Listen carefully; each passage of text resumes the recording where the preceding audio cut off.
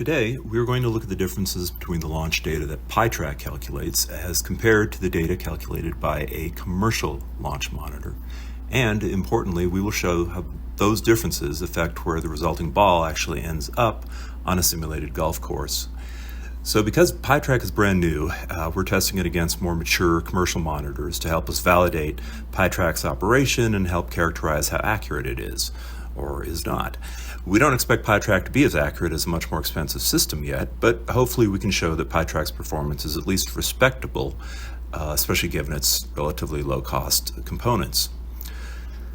First, a little background on why PiTrac can produce different data than a commercial monitor.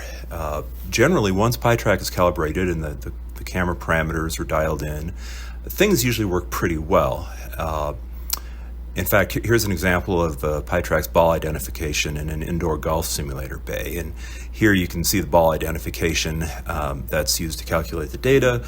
Generally looks pretty good.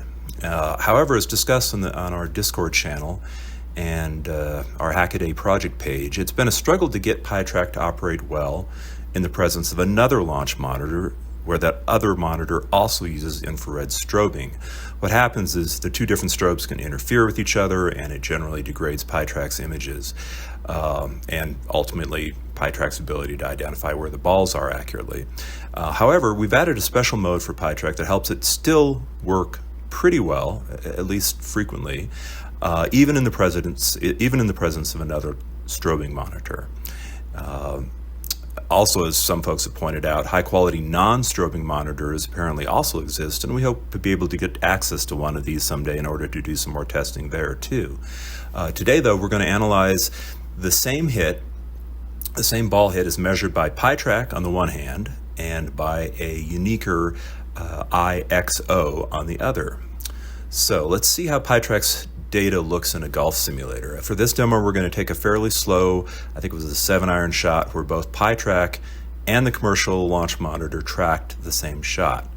And when we do these comparisons, we keep a spreadsheet that compares all the shots that were made during the practice session.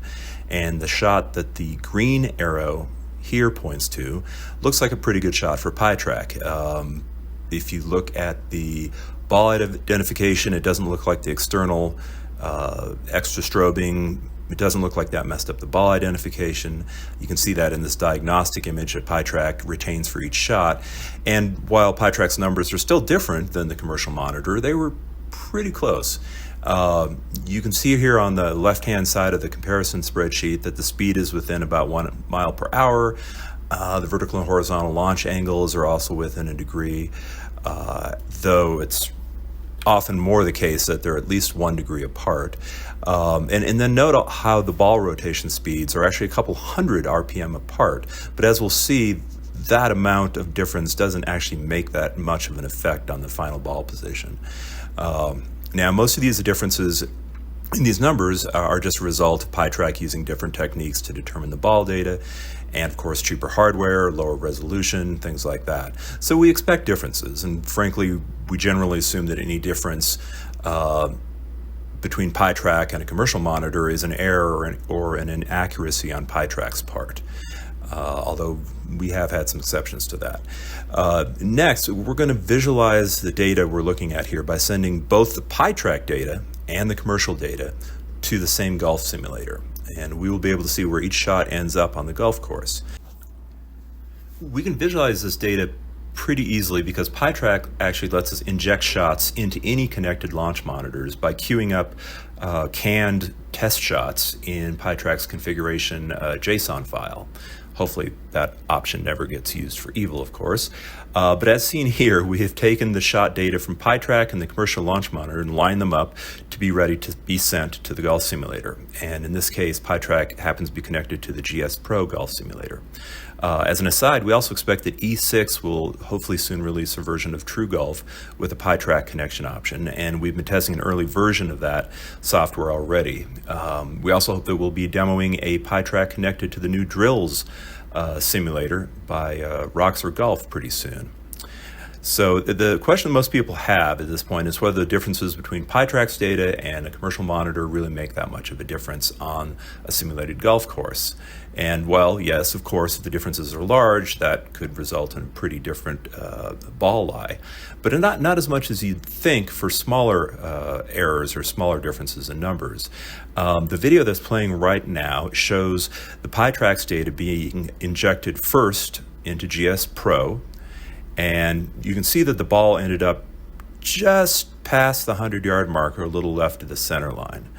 And now, after a program delay, PiTrac will inject the commercial monitor's data for the same shot. And you can see that there's definitely a difference in where the ball ended up. However, it looks like maybe a couple of feet.